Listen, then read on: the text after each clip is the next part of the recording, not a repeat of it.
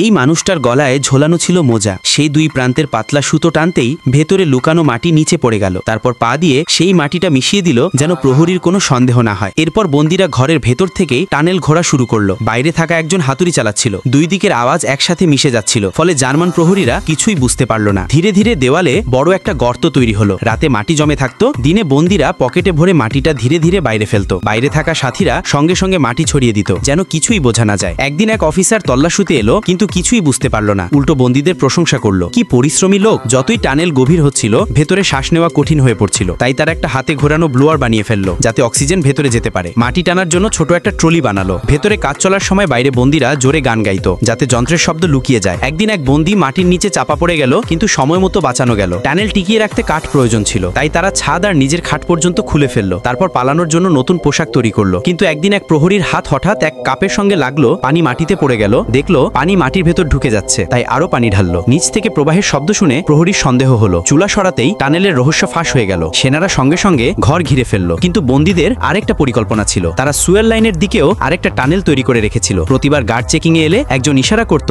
আর ভেতরের লোকেরা দ্রুত বেরিয়ে যেত। তারপর ইট বসিয়ে সিমেন্ট মেখে ওপর থেকে পানি ঢেলে সব আগের মতো করে দিত। অবশেষে টানেল সম্পূর্ণ হলো। রাতে সবাই নতুন কাপড় পরে একে একে টানেলে ঢুকে পড়লো। প্রথম বন্দী যখন বাইরে এলো, দেখলো জঙ্গল এখনো 20 মিটার দূরে। সার্চ লাইট এড়িয়ে সে হাঁটু গেলে দৌড়ে গিয়ে গাছের ঝোপে লুকিয়ে পড়লো। প্রহরী যখন অন্যদিকে ফিরলো, সে দড়ি টানলো, আরেকজন বন্দী বেরিয়ে এলো। কিন্তু তখনই এক বন্দী পিছলে পড়লো। শব্দে গার্ড টের পেয়ে গেল। একই মুহূর্তে আরেকজন বন্দী টানেল থেকে বেরিয়ে এলো। ফলে পুরো পরিকল্পনা ফাঁস হয়ে গেল। পালানোর চেষ্টা বন্ধ করে দেওয়া হলো। তবু ততক্ষণে 75 জন বন্দী জেল থেকে বেরিয়ে পড়েছিল, আর তাদের মধ্যে 12 জন চিরদিনের মতো নিজের দেশে ফিরতে পেরেছিল।